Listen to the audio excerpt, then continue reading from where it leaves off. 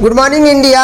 दोस्तों, आजकल बच्चे सोशल मीडिया पर सबसे ज़्यादा टाइम इन्वेस्ट कर रहे हैं। कोरोना से पहले सोशल मीडिया से बचने के लिए बच्चों को कहा जाता था, आज वही इंटरनेट बच्चों का एजुकेशन का माध्यम बन चुका है और एजुकेशन का सबसे बड़ा स्रोत बन चुका है। चलिए आज हम सीखते हैं सोशल मीडिया से जुड़े हुए मैनर्स और एटिकेट्स। दोस्तों, शिक्षा में अगर संस्कार जुड़ जाएं तो बात सोने पे सुहागा हो जाती है। कहते हैं कि कुबेर का खजाना मिल गया हमें। तो चलिए सीखते हैं सोशल मीडिया से जुड़े हुए मैनर्स और एटिकेट्स।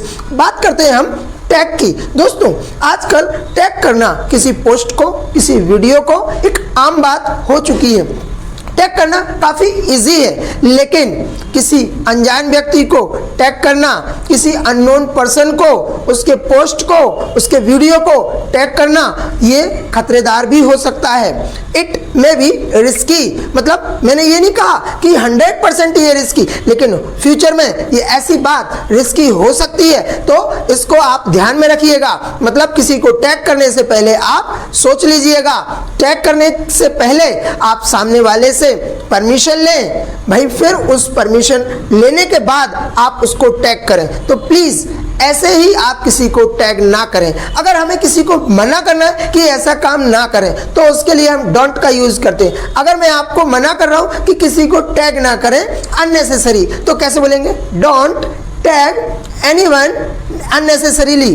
तो मतलब कि अनावश्यक रूप से किसी को टैग ना करें। और अगर आप किसी फ्रेंड या रिलेटिव को टैग करना चाहते हैं तो सबसे पहले आप उनके पोस्ट को या वीडियो को अप्रिशिएट करें या कॉम्प्लीमेंट दें। आप बोल सकते हैं, your post is very nice, your video is useful. इस तरीके से आप उन्हें कॉम्प्लीमेंट्स दे सकते हैं। फिर आप उनको टैग करने के लिए उनसे परमिशन लीजिए। अगर आप उनका वीडियो टैग करना चाहते हैं तो परमिशन कैसे लेंगे सीखिएगा। मे आई टैग योर वीडियो, कैसे लेंगे permission? May I tag your video. और दोस्तों, ऐसा नहीं है कि आपने परमिशन लिया और आप टैग कर देंगे उसको। प्लीज़, जब तक वो आपको आंसर नहीं देते हैं यस और नो में, प्लीज़ टैग मत कीजिएगा। ऐसी स्थिति में सामने वाला आपकी कंप्लेन भी कर सकता है और ये कंप्लेन होने के कारण आपका अकाउंट भी ब्लॉक हो सकता है। तो प्लीज़ इस चीज़ का ध्यान रखें। Take care of this thing. कैसे बोलेंगे? Take care of this thing please. तो टैग करने से पहले इन चीज़ों का ध्यान रखिएगा कि आप सामने वाले की परमिशन का वेट कर रहे हैं। अगर सामने वाला आपको वेट कराता है तो वेट करने को इंग्लिश में बोलते हैं वेट फॉर समबडी। क्या बोलते हैं? Wait for somebody. और दोस्तों, अगर सामने वाला आपको परमिशन दे देता है, ओके यू कैन टैग या व्हाटएवर जो कुछ भी वो बोलते हैं, फिर उसके बाद आप उनको टैग कीजिएगा। दोस्तों, यहाँ पर अगर मैं ये कहूँ मैं पापा का वेट कर रहा हूँ, मेरे पापा आने वाले हैं, मैं उनका वेट कर रहा हूँ, उन्होंने मुझे बोला है कि आज मुझे बैंक जाना है, जब आप ऑफिस जाएं तो मुझे बैंक तक ड्रॉप कर देना। यहाँ पर मैं बैठा हुआ हूँ और पापा का वेट कर रहा हूँ। तो अगर मुझे बोलना है इंग्लिश में मैं पापा का वेट कर रहा हूँ, तो इसको इंग्लिश में कैसे बोलेंगे? I am waiting for my father. अगर मुझे बोलना है कि मैं बॉस का इंतजार कर रहा हूँ, तो कैसे बोलूँगा? I am waiting for my boss. दोस्तों, सोशल मीडिया का यूज़ करते समय आप फूंक फूंक कर कदम रखें। ये हर कदम पर आपके लिए खतरेदार बन सकती है। फायदेमंद तो है ही, लेकिन ये खतरेदार भी हो सकती है। इसीलिए फूंक फूंक कर कदम रखने को इंग्लिश में बोल देंगे प्ले सेफ। क्या बोलते हैं? Play safe. दोस्तों, सोशल मीडिया के बहुत सारे फायदे हैं। नॉलेज मिलता है, कम समय में हम ज़्यादा से ज़्यादा और सही ऑथेंटिक नॉलेज प्राप्त कर लेते हैं, लेकिन ये खतरेदार भी है। अगर हम जनरली किसी को भी टैग कर लें, किसी भी पोस्ट को लाइक कर लें या अपनी पर्सनल इंफॉर्मेशन सोशल मीडिया पे रखें, तो उसका भी कई लोग मिसयूज़ कर लेते हैं। तो दोस्तों, कहते हैं ना, हिंदी में एक कहावत है कि हर हिस्से के दो पहलू होते हैं। मतलब एक बेनिफिट वाला पार्ट और एक लॉस वाला पार्ट। तो ऐसे ही सोशल मीडिया के भी दो हिस्से हैं। कहते हैं हर हिस्से के दो पहलू हैं। उसको इंग्लिश में बोलेंगे every coin has got two sides. कैसे बोलेंगे? Every coin has got two sides. इस तरीके के जो एक्सप्रेशंस होते हैं, अगर अपने कॉन्वर्सेशन और अपने जनरल टॉकिंग में आप यूज़ करते हैं, तो ये आपको बहुत ज़्यादा इफेक्टिव लगेंगे और सामने वाले को काफी इम्प्रेस कर सकते हैं। दोस्तों, इंटरनेट पे आप अपनी पर्सनल, अपने फैमिली की और अपनी प्रोफेशनल लाइफ की पर्सनल इंफॉर्मेशन बिल्कुल भी शेयर ना करें। अगर हमें मना करना है आपको कि आप अपनी पर्सनल इंफॉर्मेशन सोशल मीडिया पर या इंटरनेट पर आप बिल्कुल शेयर ना करें, तो उसको इंग्लिश में कैसे बोलेंगे? Don't share your personal information on internet, क्योंकि ये रिस्की हो सकती है आपके लिए। यही सेंटेंस मुझे आपको और स्ट्रॉन्ग तरीके से बोलना है कि आप अपनी पर्सनल इंफॉर्मेशन इंटरनेट पे कभी शेयर ना करें। मतलब आप ऐसा काम बिल्कुल ना करें, कभी ना करें। तो यहाँ पर हम डोंट की जगह नेवर वर्ड का यूज कर सकते हैं। जैसे never share your personal information on internet. Never word को डियर हम पॉजिटिव और नेगेटिव सेंस में दोनों जगह यूज कर सकते हैं। अगर कोई व्यक्ति स्मोक कर रहा हो या वो करता है और हम बोलना चाहते हैं कि लाइफ में कभी स्मोक मत करो, मतलब ये स्मोकिंग आपके लिए नुकसानदायक है, तो अगर हमें उसको बोलना है कि ऐसा काम मत करो, तो उसके लिए हम बोल सकते हैं नेवर स्मोक। और दोस्तों, अब हम अगर पॉजिटिव सेंस में देखें तो हम ये भी बोल सकते हैं किसी का हौसला बढ़ाने के लिए कि आप जिस लक्ष्य पर केंद्रित हैं, कार्य कर रहे हैं, आप जहां पर सफलता प्राप्त करना चाहते हैं, उस काम को अधूरा मत छोड़ो। मतलब आप उस काम को लगातार करते रहो तो एक ना एक दिन आपको सफलता जरूर मिलेगी। तो इसलिए हम उसका हौसला बढ़ाने के लिए, उसको मोटिवेट करने के लिए बोल सकते हैं नेवर गिव अप। क्या बोल सकते हैं? Never give up. मतलब कभी हार मत मानो। अगर मैं बोलना चाहूं कि हमारे चैनल को आप कभी वॉच करना ना छोड़ें, तो मैं कैसे बोलूंगा? Never give up watching our channel. दोस्तों, यही चैनल आपको एक कामयाब स्पीकर बनाएगा, एक इन्फ्लुएंसर बनाएगा, एक इफेक्टिव स्पीकर बनाएगा, एक बहुत शानदार एक्स्ट्रा ऑर्डिनरी स्पीकर बनाएगा। यही वीडियोस फ्यूचर में आपके काम आएंगे और यही वीडियोस आपको फ्यूचर में कामयाब बनाएंगे। दौड़ वाली जिंदगी में हम पैसा तो बहुत कमा लेते हैं, सफलता प्राप्त कर लेते हैं, लेकिन फिट होना भूल जाते हैं। तो मैं यहाँ पर आपको यही कहूँगा कि फिट होने के लिए एक्सरसाइज जरूरी है। तो कैसे बोलेंगे इसको इंग्लिश में? Exercise is necessary.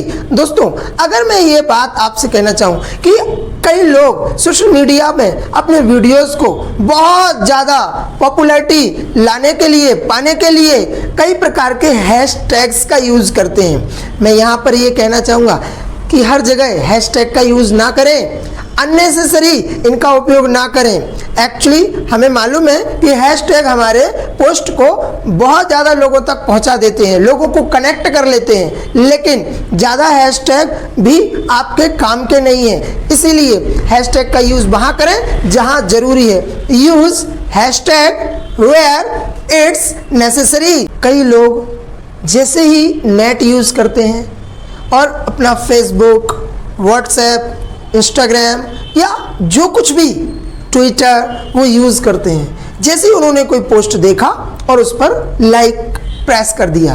दोस्तों, कुछ ऐसी चीज़ें होती हैं जिनको हमें अवॉइड करना चाहिए, कुछ ऐसी न्यूज़ होती है जो हमें लाइक नहीं करना चाहिए। इस चीज़ का ध्यान रखें आप।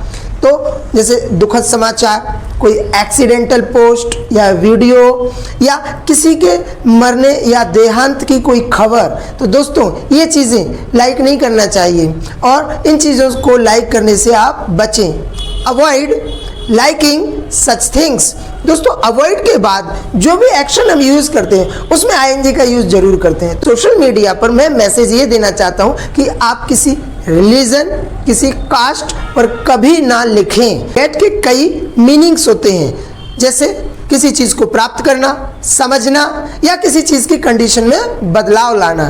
किसी चीज़ को प्राप्त करने को इंग्लिश में बोलते हैं गेट, और गेट के बाद उस चीज़ का नाम बोलते हैं जो चीज़ हम प्राप्त करना चाहते हैं या प्राप्त करते हैं। जैसे आप वीडियोस देख रहे हैं तो आपको डेली नॉलेज मिल रहा होगा, तो अगर मैं ये कहना चाहूँ कि मुझे नॉलेज मिल रहा है तो मैं कैसे बोलूँगा? I am getting knowledge. अगर हमें आजकल बहुत अच्छे अच्छे ऑफर्स आ रहे हैं, मोबाइल्स में बहुत अच्छे अच्छे ऑफर्स कंपनियां दे रही हैं और हमें ऑफर्स मिल रहे हैं, तो हम कैसे बोलेंगे? I am getting offers.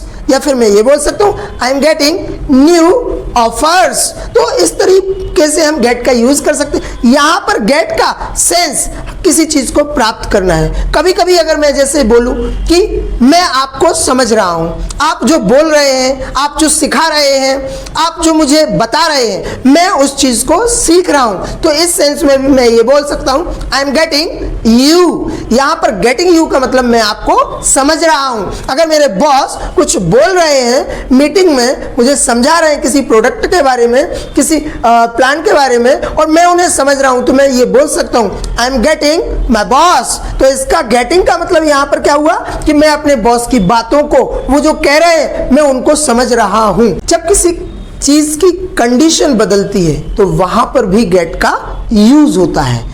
यहां पर एक एग्जाम्पल के माध्यम से समझे। एक चाय का कप है और चाय गर्म है। T is hot. दोस्तों, अगर इस चाय को इसी तरीके से रखा रहने दें तो क्या होगा? धीरे धीरे ये चाय ठंडी होगी। अब जो बदलाव होगा वो किस में होगा?